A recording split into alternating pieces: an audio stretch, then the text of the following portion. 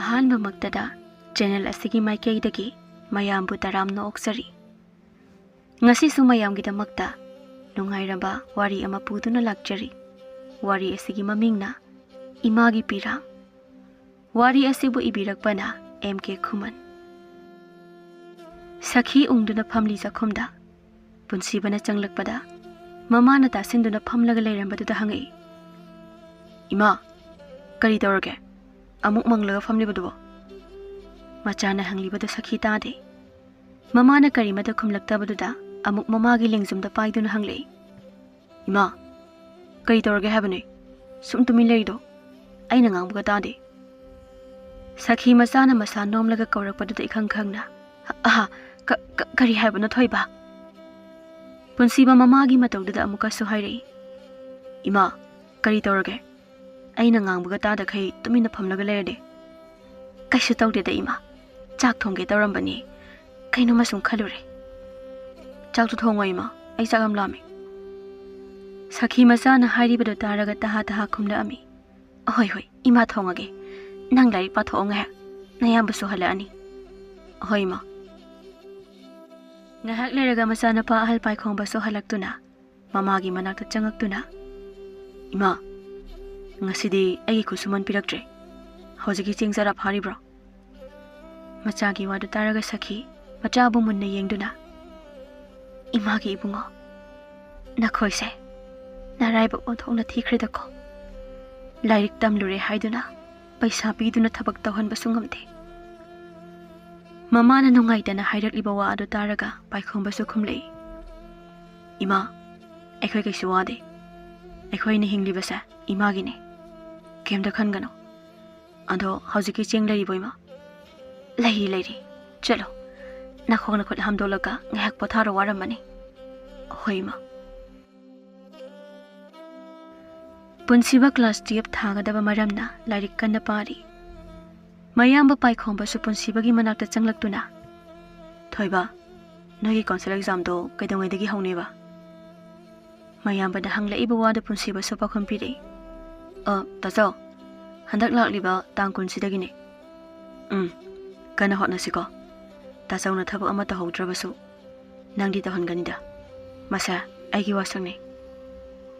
ꯄꯨꯟꯁꯤꯕꯁꯨ ꯃꯌꯥꯝꯕꯒꯤ ꯋꯥꯗꯨ ꯇꯥꯔꯒ ꯅꯣꯛꯇꯨꯅ, "ꯍꯣꯏ ꯇꯥꯆꯧ, ꯏꯃꯥ ꯑꯃꯗꯤ ꯇꯥꯆꯧꯒꯤ ꯃꯪꯂꯥꯟꯗꯣ ꯑꯩꯅ ꯊꯨꯡꯅꯕ ꯍꯣꯠꯅꯗꯣꯏꯅꯦ." "ꯑꯗꯨꯅꯦ, ꯇꯧꯅꯤꯅ ꯇꯧꯔꯗꯤꯅꯦ, ꯃꯥꯏ ꯄꯥꯛꯅꯕ ꯍꯣꯠꯅꯗꯧꯅꯦ." ꯁꯣꯝꯗꯅ ꯊꯥꯖ ꯍꯧꯖꯤꯛ ꯐꯥꯎꯕ ꯄꯥꯏꯈꯣꯡꯕꯅ ꯀꯣꯜ ꯇꯧꯔꯛꯇꯕꯗꯨꯗ ꯁꯥꯎꯅ ꯁꯣꯜꯂꯤ꯫ "ꯊꯕꯛꯇꯤ ꯍꯜꯂꯛꯑꯃꯅꯦꯕ, ꯍꯧꯖꯤꯛ ꯐꯥꯎꯕ ꯀꯣꯜ ꯇꯧꯔꯛꯇꯦꯕ." ꯁꯤ ꯍꯥꯏꯗꯨꯅ ꯊꯥꯖ ꯀꯣꯜ ꯇꯧꯔꯛꯏ꯫ ꯀꯣꯜꯗ ꯂꯥꯛꯄꯗꯨꯗ ꯄꯥꯏꯈꯣꯡꯕꯁꯨ ꯌꯦꯡꯂꯛꯏ꯫ ꯊꯥꯖꯒꯤ ꯀꯣꯜ ꯑꯣꯏꯔꯝꯕꯗꯨꯗ ꯄꯥꯏꯈꯣꯡꯕ ꯄꯨꯟꯁꯤꯕꯗ ꯌꯦꯡꯂꯝꯃꯒ ꯊꯣꯛꯈꯤ꯫ ꯄꯨꯟꯁꯤꯕ ꯅꯣꯛꯇꯨꯅ, "ꯏꯇꯩꯃꯒꯤ ꯀꯣꯜ ꯂꯥꯛꯑꯕꯅꯤꯅ ꯊꯣꯛꯈ꯭ꯔꯅꯤ." "ꯍꯜꯂꯣ." ꯄꯥꯏꯈꯣꯡꯕꯅ ꯀꯣꯜ ꯍꯦꯛ ꯄꯥꯏꯔꯛꯄꯒ ꯊꯥꯖꯗꯨ ꯂꯥꯛꯊꯔꯛꯏ꯫ "ꯅꯪ ꯊꯕꯛꯇꯣ ꯍꯜꯂꯛꯑꯗꯤ ꯍꯜꯂꯛꯑꯦ ꯍꯥꯏꯕ ꯌꯥꯗ꯭ꯔꯣ? ꯀꯣꯜꯒꯁꯦ ꯌꯥꯝꯅ ꯇꯧꯔꯛꯅꯤꯡꯗꯕꯒꯤ ꯋꯥꯔꯣ?" ꯄꯥꯏꯈꯣꯡꯕꯗꯣ ꯈꯪꯄ꯭ꯔꯦꯛ ꯈꯪꯉꯤ꯫ ꯊꯥꯖꯅ ꯂꯥꯎꯔꯗꯨꯅ ꯉꯥꯡꯂꯛꯄꯗꯨꯗ ꯈꯨꯝꯂꯛꯏ ꯇꯞꯅ, "ꯀꯔꯤꯅꯣ? ꯑꯩ ꯈꯣꯡ ꯍꯥꯝꯕ ꯂꯣꯏꯗ ꯉꯥꯏꯔꯤꯌꯦ." "ꯌꯥꯔꯦ ꯈꯪꯉꯦ, ꯅꯪꯒꯤ ꯅꯇꯥꯇꯣ ꯇꯧꯔꯛꯑꯅꯨ. ꯁꯥꯟꯅꯅꯤꯡꯗ꯭ꯔꯒ ꯁꯥꯟꯅꯅꯤꯡꯗꯦ ꯍꯥꯏꯌꯣ." "ꯏꯁꯦ, ꯑꯉꯥꯎꯕꯤꯁꯤꯗꯤꯕ, ꯊꯕꯛ ꯍꯜꯂꯛꯇ ꯉꯥꯏꯔꯤ ꯍꯥꯏꯁꯤꯗ." "ꯍꯌꯦꯡ ꯑꯝꯇ ꯎꯅꯁꯦ." "ꯑꯩ ꯁꯪꯉꯣꯏꯗ, ꯊꯕꯛ ꯆꯠꯀꯅꯤꯌꯦ." ꯊꯥꯖꯗꯨ ꯄꯥꯏꯈꯣꯡꯕꯒꯤ ꯋꯥꯗꯨꯗ ꯁꯥꯎꯅ, "ꯌꯥꯔꯦ, ꯅꯪ ꯑꯩꯉꯣꯟꯗ ꯀꯩꯝꯇ ꯍꯥꯏꯔꯛꯀꯅꯨ ꯅꯪ." ꯊꯥꯖ ꯀꯣꯜꯗꯨ ꯐꯠ ꯀꯛꯊꯠꯈꯤ꯫ ꯄꯥꯏꯈꯣꯡꯕ ꯅꯣꯛꯇꯨꯅ ꯃꯊꯟꯇ ꯁꯣꯜꯂꯤ, "ꯀꯛꯈ꯭ꯔꯦꯅꯦ, ꯃꯁꯤꯗꯤꯕ, ꯊꯦꯝꯕ ꯋꯥꯕꯅ." ꯁꯤ ꯍꯥꯏꯗꯨꯅ ꯄꯥꯏꯈꯣꯡꯕ ꯊꯥꯖꯗ ꯃꯦꯁꯦꯖ ꯑꯃ ꯊꯥꯖꯤꯜꯂꯤ꯫ ꯊꯥꯖ ꯃꯦꯁꯦꯖ ꯑꯃ ꯂꯥꯛꯄꯗꯨꯗ ꯌꯦꯡꯂꯛꯏ꯫ ꯄꯥꯏꯈꯣꯡꯕꯒꯤ ꯑꯣꯏꯔꯝꯕꯗꯨꯗ ꯆꯪꯗꯨꯅ ꯄꯥꯔꯤ, "ꯁꯅꯥ, ꯁꯥꯎꯅꯣ. ꯑꯩꯗꯨ ꯊꯕꯛ ꯍꯜꯂꯛꯇ ꯉꯥꯏꯕꯒꯤꯅꯦ. ꯑꯩ ꯉꯥꯏꯍꯥꯛ ꯄꯣꯊꯥꯈꯤꯒꯦ. ꯉꯥꯏꯍꯥꯛ ꯂꯩꯔꯒ ꯀꯣꯜ ꯇꯧꯔꯛꯀꯦꯀꯣ, ꯅꯨꯡꯁꯤꯕꯅꯦ." ꯊꯥꯖꯗ ꯅꯣꯛꯐꯦꯠ ꯇꯧꯏ꯫ ꯃꯦꯁꯦꯖꯇꯨ ꯄꯥꯔꯒ ꯃꯆꯤꯟꯗꯁꯨ ꯁꯣꯜꯂꯤ, "ꯅꯨꯡꯁꯤꯔꯣꯏꯁꯨ ꯉꯝꯗꯦꯕ, ꯃꯤ ꯁꯨꯝꯕꯅ ꯃꯔꯣꯜ ꯑꯃ ꯍꯩꯔꯤꯕ." ꯇꯥꯟꯖꯥꯗꯨꯗ ꯄꯤꯁꯛ ꯃꯆꯥꯅꯨꯄꯤꯕꯨ ꯀꯧꯔꯛꯏ, "ꯏꯕꯦꯝꯃ, ꯅꯪ ꯄꯥꯕꯨꯡ ꯍꯜꯂꯛꯑꯦ, ꯆꯥꯛ ꯆꯥꯔꯁꯤ ꯂꯥꯛꯑꯣ." "ꯇꯥꯔꯤ ꯏꯃꯥ, ꯂꯥꯛꯑꯦ." ꯁꯨꯔꯖꯤꯠ ꯃꯆꯥꯕꯨ ꯆꯪꯂꯛꯄ ꯎꯕꯗ ꯀꯧꯁꯤꯜꯂꯗꯨꯅ, "ꯂꯥꯛꯑꯣ, ꯆꯥꯛ ꯆꯥꯔꯣ ꯂꯥꯛꯑꯣ. ꯏꯕꯥ ꯉꯁꯥꯏꯗꯒꯤ ꯉꯥꯏꯔꯝꯂꯤꯕꯅꯦ."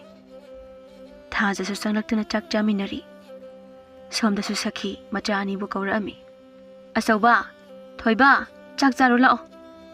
ꯄꯥꯏꯈꯣꯝꯕꯅ ꯂꯥꯛꯑꯦ ꯏꯃꯥ ꯊꯣꯏꯕ ꯂꯥꯛꯑꯣ ꯏꯃꯥꯅ ꯆꯥꯛ ꯆꯥꯔꯁꯤ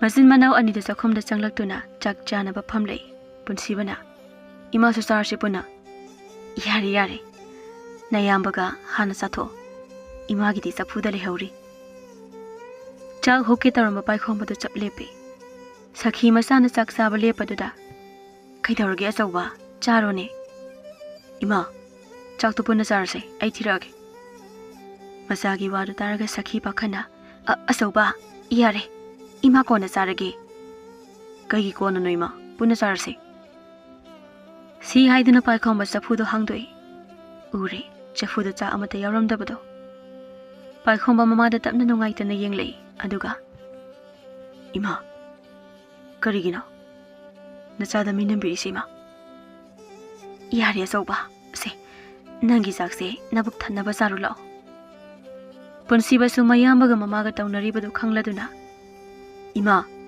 ꯆꯥꯛꯁꯦ ꯌꯥꯝꯅ ꯌꯥꯝꯃꯦ ꯁꯦ ꯆꯥꯛꯁꯦ ꯏꯃꯥꯅ ꯇꯥꯆꯧ ꯑꯩꯈꯣꯏ ꯑꯅꯤꯕꯨ ꯏꯟꯕꯤꯌꯨ ꯑꯗꯨꯒ ꯏꯃꯥꯁꯨ ꯆꯥꯁꯦ ꯄꯥꯏꯈꯣꯝꯕ ꯑꯃꯗꯤ ꯄꯨꯟꯁꯤꯕꯅ ꯌꯥꯝꯃꯟꯗ꯭ꯔꯗꯨꯅ ꯆꯥꯛꯇꯨ ꯄꯨꯟꯅ ꯆꯥꯃꯤꯟꯅꯩ ꯁꯈꯤꯅ ꯆꯥꯛꯇꯨ ꯃꯆꯥ ꯑꯅꯤꯗ ꯏꯟꯕꯤꯔꯤ ꯃꯃꯥ ꯃꯆꯥ ꯅꯨꯡꯁꯤ ꯆꯥꯟꯅꯅ ꯂꯩꯕ ꯏꯃꯨꯡ ꯑꯃ ꯑꯣꯏꯔꯝꯃꯤ ꯑꯌꯨꯛ ꯑꯉꯟꯕꯅꯤ ꯄꯥꯏꯈꯣꯝꯕ ꯉꯟꯇꯥ ꯍꯧꯒꯠꯇꯨꯅ ꯊꯕꯛ ꯃꯐꯝꯗ ꯂꯥꯛꯏ ꯌꯨꯝꯕꯨꯗꯨꯅ ꯄꯥꯏꯈꯣꯝꯕ ꯂꯥꯛꯄ ꯎꯕꯗꯨꯗ ꯄꯥꯏꯈꯣꯝꯕ ꯉꯁꯤꯗꯤ ꯉꯜꯂꯤꯗ ꯑꯇꯩꯗꯤ ꯀꯅꯥꯃꯠꯇꯕꯨ ꯂꯥꯛꯅꯗ꯭ꯔꯤꯅꯦ ꯑꯩ ꯁꯔꯗ ꯀꯩꯅꯣꯃꯇ ꯍꯥꯏꯖꯒꯦꯅ ꯀꯩꯅꯣ ꯍꯥꯏꯌꯨꯅꯦ ꯅꯪꯅ ꯍꯥꯏꯅꯤꯡꯕꯗꯣ ꯍꯦꯛꯇ ꯀꯣꯏꯗꯅ ꯍꯥꯏꯌꯣ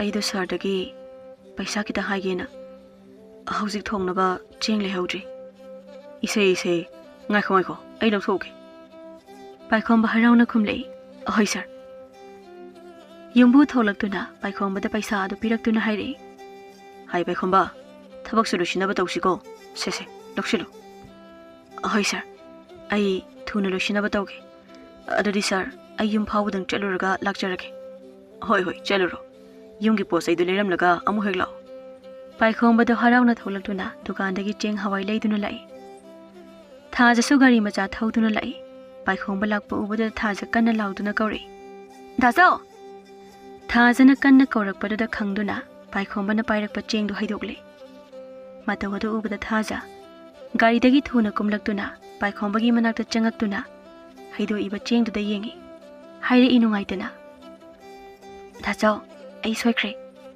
ꯅꯪ ꯐꯣꯟ ꯄꯥꯏꯔꯛꯇꯕꯗꯨꯗ ꯑꯩ ꯁꯥꯎꯅꯤꯡꯗꯨꯅ ꯇꯧꯕꯅꯤ ꯀꯩꯁꯨ ꯀꯥꯏꯗꯦꯗ ꯀꯩ ꯆꯠꯂꯤꯅꯣ ꯅꯪꯕꯣ ꯑꯌꯨꯛ ꯉꯟꯇꯥꯁꯤꯗ ꯑꯩꯅ ꯗꯥꯆꯧꯗ ꯉꯁꯤ ꯎꯅꯁꯦ ꯍꯥꯏꯈ꯭ꯔꯤꯗꯨꯗꯤ ꯍꯧꯖꯤꯛꯇꯤ ꯄꯨꯡ ꯌꯥꯝꯅ ꯉꯜꯂꯤꯗꯅꯗꯣ ꯈꯣꯏꯅꯤꯅꯦ ꯍꯣꯏꯗ ꯆꯠꯂꯨꯁꯦꯅ ꯍꯧꯕ ꯂꯥꯛꯄꯅꯦ ꯗꯥꯆꯧ ꯁꯪꯂꯣꯏꯗꯕ꯭ꯔꯣ ꯑꯩꯗꯤ ꯌꯥꯔꯣꯏꯌꯦ ꯊꯕꯛ ꯂꯣꯏꯁꯤꯜꯂꯣꯅ ꯃꯄꯨꯅꯁꯨ ꯍꯥꯏꯔꯛꯑꯦ ꯑꯩ ꯌꯨꯝꯗ ꯄꯣꯠꯁꯤꯡꯁꯦ ꯊꯤꯟꯕ ꯂꯥꯛꯄꯅꯦ ꯊꯥꯖꯗꯣ ꯍꯩꯗꯣꯛꯂꯤꯕ ꯑꯗꯨꯗ ꯌꯦꯡꯂꯒ ꯗꯥꯆꯧ ꯄꯣꯠꯁꯤꯡꯁꯦ ꯑꯃꯨꯛ ꯂꯩꯔꯨꯁꯤ ꯂꯥꯛꯑꯣ ꯑꯗꯨꯒ ꯑꯩ ꯑꯗꯨꯝ ꯆꯠꯈ꯭ꯔꯒꯦꯕ ꯄꯥꯏꯈꯣꯝꯕꯁꯨ ꯊꯥꯖꯒꯤ ꯋꯥꯗꯨ ꯇꯥꯔꯒ ꯅꯣꯛꯇꯨꯅ ꯍꯥꯏꯔꯛꯏ ꯌꯥꯔꯦꯗ ꯑꯩ ꯑꯃꯨꯛ ꯂꯩꯔꯨꯔꯒꯦ ꯅꯪꯁꯨ ꯊꯦꯡꯉꯅꯤ ꯍꯥꯏꯗꯣꯛꯈ꯭ꯔꯣ ꯗꯥꯆꯧꯗꯤ ꯀꯥꯏꯗꯒꯤ ꯄꯩꯁꯥꯅ ꯂꯩꯗꯣꯏꯕ ꯁꯤ ꯍꯥꯏꯗꯨꯅ ꯕꯦꯛꯇꯒꯤ ꯄꯩꯁꯥ ꯂꯧꯊꯣꯛꯇꯨꯅ ꯄꯥꯏꯈꯣꯝꯕꯗ 500 ꯆꯞꯄꯤ 2 ꯄꯤꯔꯛꯇꯨꯅ ꯍꯥꯏꯔꯛꯏ ꯁꯤꯅ ꯂꯩꯔꯣ ꯗꯥꯆꯧ ꯑꯩ ꯆꯠꯂꯨꯈꯤꯒꯦꯀꯣ ꯍꯣꯔꯦꯟ ꯀꯣꯜ ꯇꯧꯔꯛꯑꯣ ꯄꯥꯏꯈꯣꯝꯕꯁꯨ ꯎꯄꯥꯏ ꯂꯩꯇ ꯂꯧꯅꯤꯡꯗ ꯂꯧꯍꯧꯔꯦ ꯄꯩꯁꯥꯗꯨ ꯂꯧꯍꯧꯗ꯭ꯔꯕꯗꯤ ꯆꯔꯥ ꯍꯦꯟꯗꯧꯔꯤꯕꯅꯤ ꯍꯩꯗꯣꯛꯈꯤꯕ ꯆꯦꯡ ꯆꯥꯛꯇꯨ ꯌꯦꯡꯉꯝꯗꯅ ꯅꯧꯅ ꯑꯃꯨꯛ ꯗꯨꯀꯥꯟꯗ ꯆꯠꯇꯨꯅ ꯂꯩꯗꯨꯅ ꯑꯃꯨꯛ ꯃꯌꯨꯝꯗ ꯂꯥꯛꯏ ꯄꯥꯏꯈꯣꯝꯕ ꯁꯨꯃꯥꯡꯗꯒꯤ ꯃꯃꯥꯕꯨ ꯀꯧꯔꯛꯏ ꯏꯃꯥ ꯍꯣꯏ ꯏꯃꯥ ꯁꯦ ꯁꯤ ꯑꯃꯨꯛꯇ ꯂꯧꯁꯤꯜꯂꯨ ꯂꯥꯛꯑꯣ ꯀꯔꯤꯅꯣꯅꯦ ꯏꯃꯨꯡꯗ ꯀꯣꯛ ꯆꯪꯉꯛꯄ ꯌꯥꯗ꯭ꯔꯣ ꯑꯩ ꯊꯦꯡꯉꯦ ꯑꯗꯨꯅꯅꯦ ꯁꯦ ꯆꯦꯡꯅꯦ ꯆꯥꯛ ꯊꯣꯡꯂꯝꯃꯣ ꯑꯩ ꯊꯕꯛ ꯃꯐꯝꯗ ꯉꯥꯏꯍꯥꯛ ꯆꯠꯂꯨꯈꯤꯒꯦ ꯍꯣꯏ ꯆꯠꯂꯨꯔꯣ ꯆꯥꯛ ꯆꯥꯅꯕ ꯉꯟꯅ ꯂꯥꯛꯎꯀꯣ ꯄꯨꯟꯁꯤꯕꯁꯨ ꯃꯃꯥꯒ ꯃꯌꯥꯝꯕꯒꯅ ꯁꯥꯟꯅꯔꯤꯕ ꯋꯥꯔꯤꯗꯨ ꯇꯥꯔꯒ ꯃꯊꯟꯇ ꯈꯜꯂꯤ ꯑꯩꯅ ꯃꯇꯤꯛ ꯆꯥꯕ ꯃꯤ ꯑꯣꯏꯔꯒ ꯏꯃꯥꯒ ꯇꯥꯆꯧꯒꯁꯦ ꯑꯃꯨꯛꯇꯪꯗꯤ ꯅꯨꯡꯉꯥꯏꯅ ꯊꯝꯒꯅꯤ ꯃꯇꯝ ꯈꯔ ꯍꯧꯈ꯭ꯔꯦ ꯄꯨꯟꯁꯤꯕꯁꯨ ꯀꯥꯎꯟꯁꯤꯜ ꯑꯦꯛꯖꯥꯝ ꯆꯠꯅꯕ ꯂꯣꯏꯁꯤꯜꯂꯤ ꯊꯣꯏꯕ ꯅꯪ ꯇꯥꯆꯧ ꯊꯤꯟꯕ ꯂꯥꯛꯀꯅꯤ ꯍꯥꯏꯕ꯭ꯔꯣ ꯄꯨꯟꯁꯤꯕꯁꯨ ꯃꯃꯥꯒꯤ ꯋꯥꯗꯨꯗ ꯈꯨꯝꯂꯛꯏ ꯍꯣꯏ ꯏꯃꯥ ꯂꯥꯛꯀꯅꯤ ꯍꯥꯏꯕꯅꯦ ꯍꯧꯖꯤꯛ ꯐꯥꯎꯕ ꯌꯧꯔꯛꯇ꯭ꯔꯤ ꯄꯨꯡꯁꯤꯗꯤ ꯊꯦꯡꯉꯤ ꯇꯟꯖꯥꯗꯨꯗ ꯄꯥꯏꯈꯣꯝꯕ ꯒꯥꯔꯤ ꯃꯆꯥ ꯑꯃ ꯄꯨꯗꯨꯅ ꯂꯥꯛꯏ ꯀꯧꯔꯛꯏ ꯄꯨꯟꯁꯤꯕꯕꯨ ꯊꯣꯏꯕ ꯂꯥꯛꯑꯣ ꯊꯦꯡꯉꯤ ꯂꯥꯛꯑꯦ ꯇꯥꯆꯧ ꯏꯃꯥ ꯃꯅꯝ ꯅꯝꯃꯣꯁꯦ Sakhi masagi makhudu chiaga makokta manam nambirami. Aithoi koima. Masin manawgi nungsinabasi uraga mama Sakhi yamna chauthokse. Paikhongbana gari thauna thauna hangi. Thoiba, nang exam ge ayambana khanglaba natro.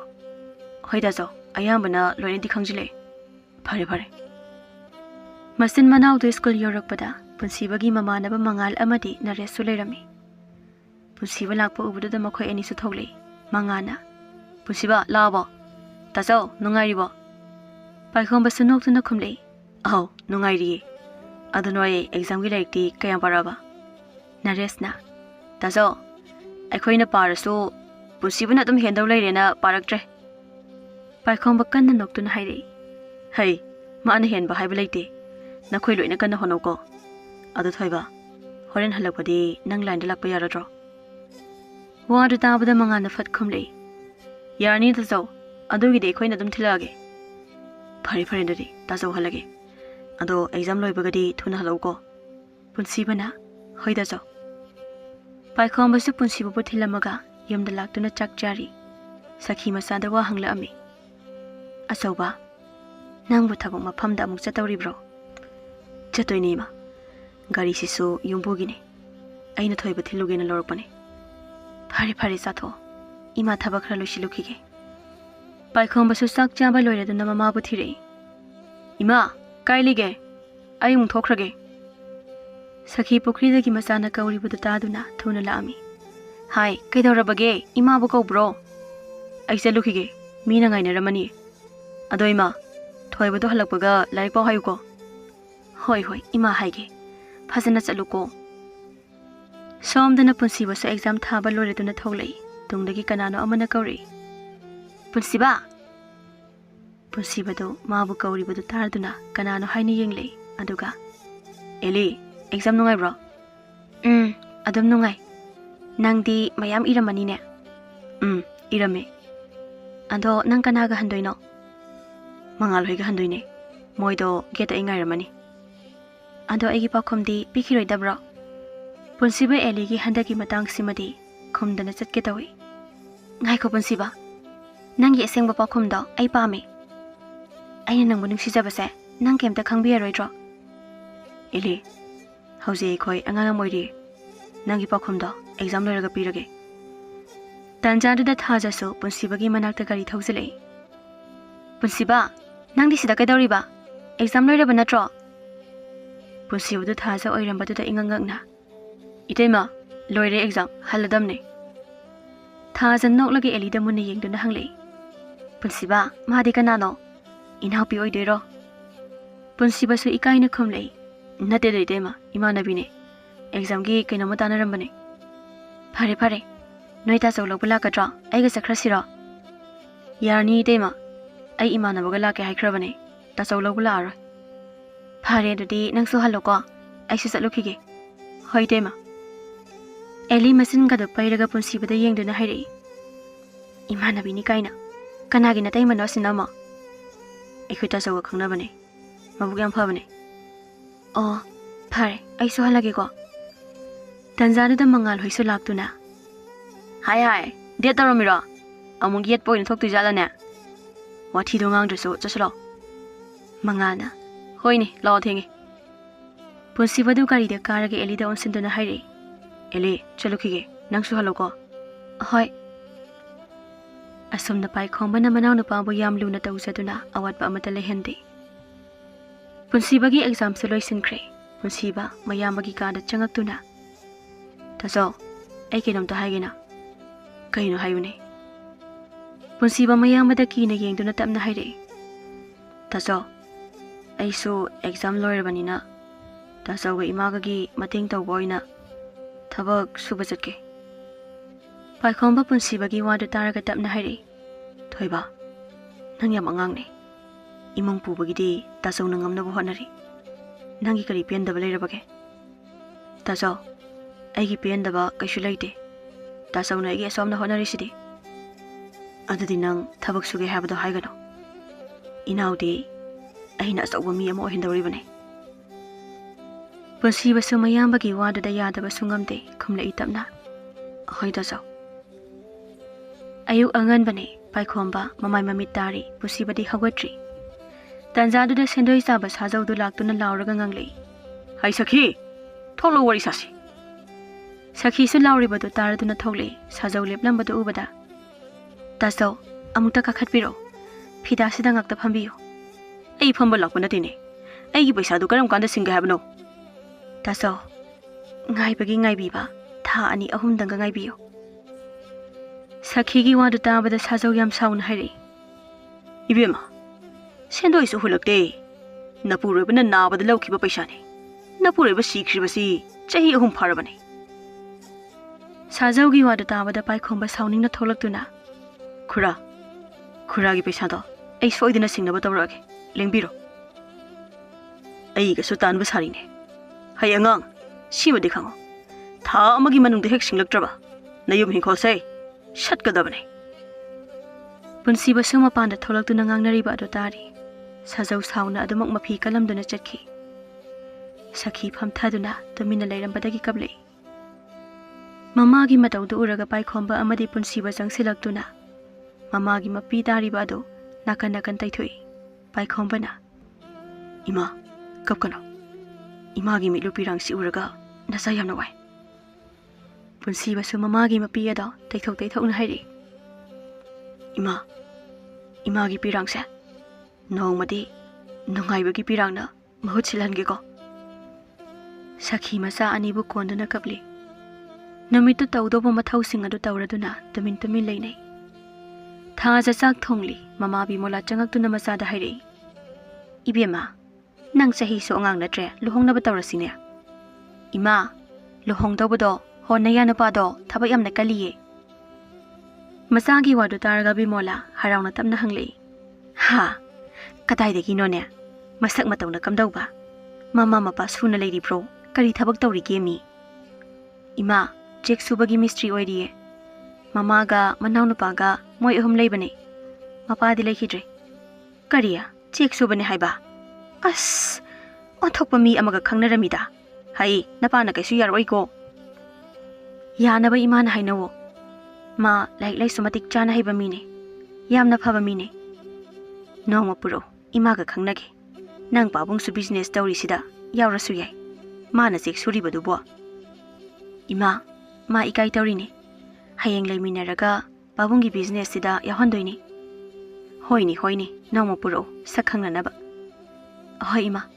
Ai maga pau phaunakhige. Paikhomba iruzari pusibana mayambagi phone adu wari sanari mangal hoiga. Mangana. Pusiba exam so haidorani adono makha kaidoge khalino. Aidi medical line da chalage khali. Ses aikhoigi sir doctor kaina ha. Khanjabagi wanida. Aikhoigi phibam sida ngamdoira ngamoidora khangdeda. Naresna. Aikhoi leishidi bai. Nangi angamba mating pangi. Bai mangba yaba natine. Noi mayamgi mawaldagi ngamboi jage. Tanjaduda thajadu call tawri. Mangal, Nares, ai thamage itema call tawreba. Mamanaba anidu su thamkhre. Punsiba thajagi call adu phat paikhali. Thajadu call to hek pairakpaga kanna nganglei. Dajo, nang kanaga wari saino ba? Aigi call ga pai dekhai. Kanana bo wari saido. Punsiba da phone da kanna nganglakpa da ikhang na khumlei. Itema ai ne Punsiba ne. Aikhoi ta chawdi irujariye. Ai imanabaga wari sharmane. Thajadu Punsiba oiramadu ikaina tapna hairi. Punsiba ai thamage. Noi ta chawdu loiraga call tawro hayo. Hoi itema ai hage ta chawda. Thajadu call du kaklaga mathanda solei. As berane aise. Angang du kari khalamdoino. Somda su Punsiba noklaga ngangli. As itema se isaudi maini hai. Aikhoi ta chawse fajrandi waramni he. Paikhomba du iruzaba loiraga changakpada Punsibana phone du yenglaga ngangli badu taraduna. Hai thoiba kaidaroge nang murum soliduba. Kana call tawramge thabak lao hairapro. Punsiba mayambada noklaga yengle haire itapna. Taso itaima call tawramane call tawro haibane. Atai dikem hairtro. Hairakte. Ado taso itaima do isau dikhra langi ko. Paikhomba Punsibana hairakpadu taraga pakhum dipida nofetamak tawri. Punsiba su thokre. Paikhomba thazada call tawri. Thaza paikhomba gi call lakpaduda tapna pairaktuna khumlei. Hello, daso. Call tawrambra, pusibana hairame. Tawrame. Aidi daso oiraboi ningdana laurini angangduda. Oh, angangdu nai temado. Isau khara langdori hairamisidi adunanidana. As, aidi ba daso nana tholini ado. Yarise, kari haibano hairo. Imana nanga amukta khangnase haye. Nangai khoi tamta lao. As, adu kona khanase. Ai adumaina tawbudo kaya hinade. Daso, nang lakpada siroi. Imana haibagi haibane. Laktradi amukai khankhine. Hoise, ayengage. Adu thamage chaksaruki. Thaja sunoktuna hairi. Adu neba. Phari chathoro. Aisu thabak loisilokhige. Mama masa ahumda chak chaminari. Chana chana punsibana hairami. Daso, hayeng exam haidoni. Result do khangaga thabak tawdoini. Adu nangbo makha kari tamthagi khalibano. Daso ai medical line de changi khale. Adubu paisa di yamna changani.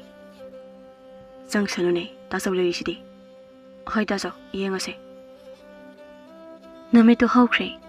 Angan ba yukni paikhongba thabak chanaba thoglei. Sakhi su chak thongnaba tawri. Punsibadi ngasi si masase leifam khanglamde exam haidokani haibaduna oiraba mali. Thoiba, noi ke exam haidokani haibadubu pung kayadano. Ima pung ahum adai haidowani. Ima di ngasi si pambom yamna chongi. Karam thoktoino. Punsiba mamagi pakhachana haire iba matawdu uraga haire. Ima, kaino exam haidokani hairaga pambom chongebo kaishu tawri.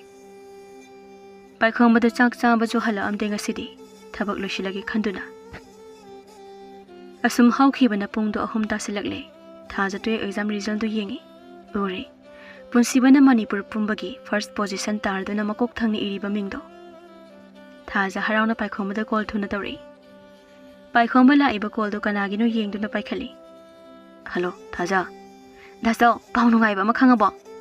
Kai paunu haisibo. Thaja du nokladuna yamna harauna hairi. Daso, punsibado. Pusiba kaidoroge Thaja. Punsibado. 12 exam da Manipur pumbagi makok thangduna first position tare. Paikhomba wadu tabada harauna hangi. Kaino na haidubo. Asingbro Thaja. Asingbani daso. Paikhomba du thabak du toklaga chatkibada ubada mamanaba bijoina hangli. Kaida nang chalidubo. Thabak se loisila chairaga. Bhai, noi loisilo ngasidi. Ai khra thure. Tawri sienguni. Kaidoroba jano. Paikhomba du Thajaga wari sa saduna thuna lai. Karamdagino khangdaba kar amana paikhomba du thengsilaga hanna yenglamdana thauki. Tawriba makhondu tabada Thaja phone da kanna kauri. Daso! Daso! Daso! Tawriba matawdu Thaja pakhaladuna thuna gari macha thauduna tholei. Somda sumangal Naresh amadi Eli hoisu yauna punsibagi mayumda laami. Punsiba mamanaba sing amadi Eli su yauna changlakpada ubada ingangakna hairi. Kaino pulo hongnarga laisibo. Mangana. Wazagi nungaiba pawsu tabada nungai mandana lakpani. Exam result out tawraba. Khangdriba na hoji fawba. Aidi khanglamadra hairaga. Aidi result khangdri. Nareshna. Oza. Nana Manipur pumbagi makokni tarise. Aduda harau mandana hongnarga laamne. Wadu tabada punsiba amadi sakhi yamna haraurami. Punsibadi pause mayambada tamningbana loire. Haire imama sakhida.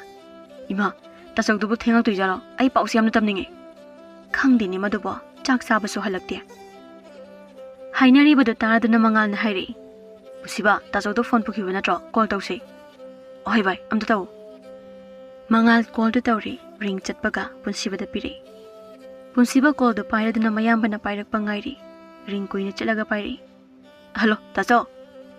Phone da ginupi amagi consult da hairi. Punsibara. Punsiba. Nang Rims hospital da thuna lao. Kablaga haire iba nupi dugi consult tabada punsiba kanano khangi. Thun hangi. Itema, kaidaba yaroge. Hospital haisibo. Punsiba. Noi ta sausi gari na thengame. Hausi Rims da le. Punsiba wadu tabada mapi tamna tarakto na phamthare. Mangal punsiba bu ngakpi duna. Punsiba, kaidoroge. Taso kaidorano. Sakhi Machagi mataudu uraga phamtharakduna tapna hangli. Kaidorabage thoiba se ima da hayu se. Ima tasaudo gari na thengame Rims hospital na lao haire. Kari haiba thoiba. Asau bo Mangalna.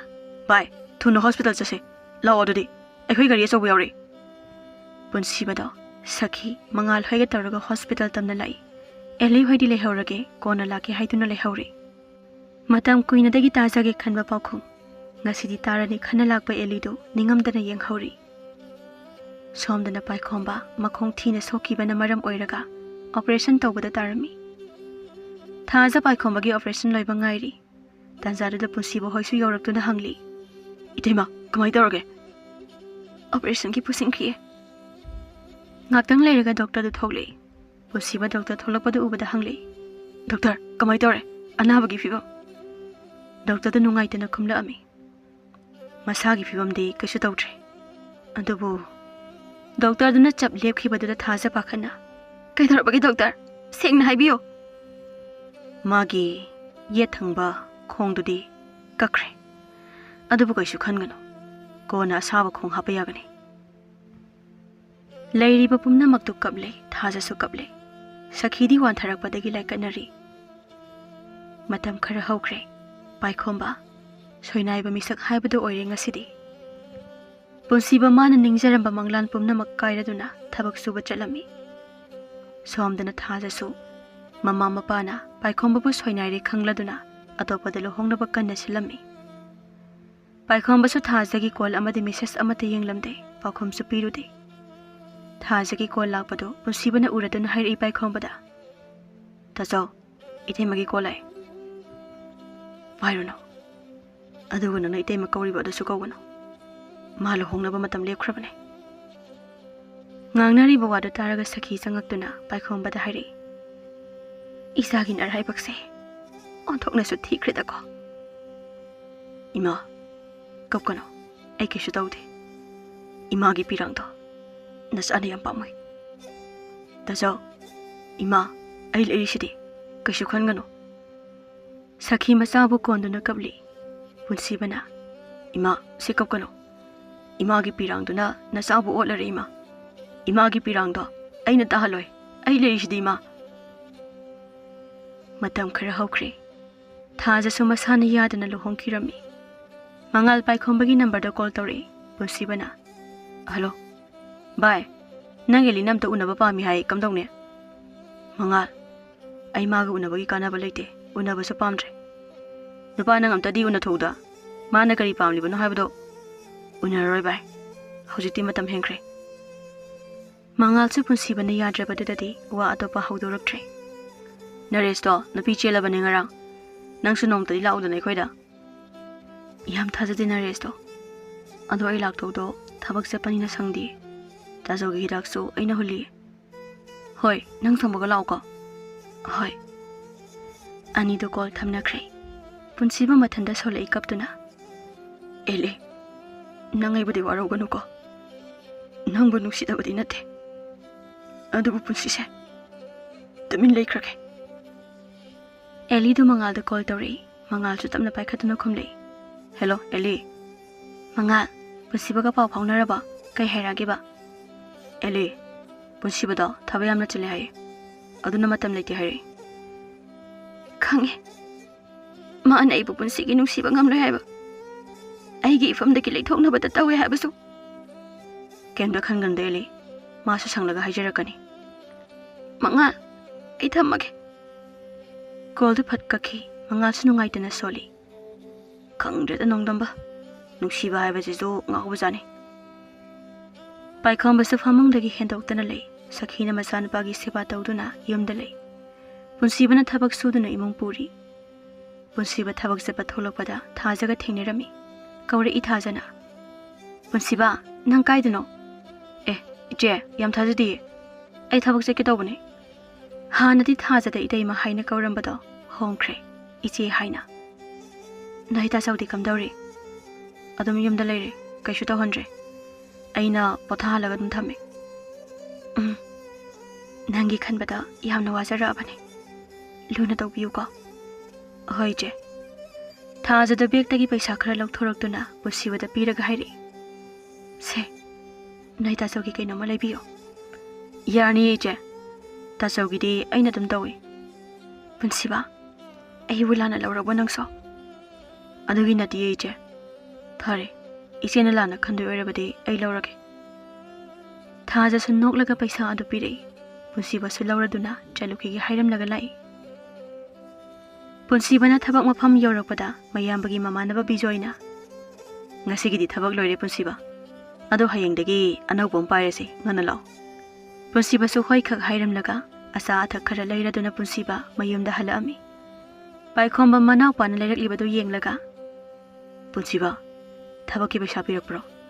Nangna leiriba mayamsibo. Punsiba thajana pirambani hairabadi chairakani khanduna khumlei semtoga. Hoi taso. Thabak loire khara pire. Namit to hawkre. Punsiba ngarang haiba thabak anawbadu chanaba tholei. Elina lakpaduga punsiba tholakpaduga mapa sanaduna thengnare. Punsiba Eli ubaduda chatpadu chapleptuna leiri. Eli punsibabu urubada kaptuna hanglei. Nang aigi pakhum piroidro punsiba. Eli nang saurno. Handak mapoksimagidi nang aigi pakhum phanglarai. Aso kahibase nang bungai jarakpane. Punsiba ngasidi hayo.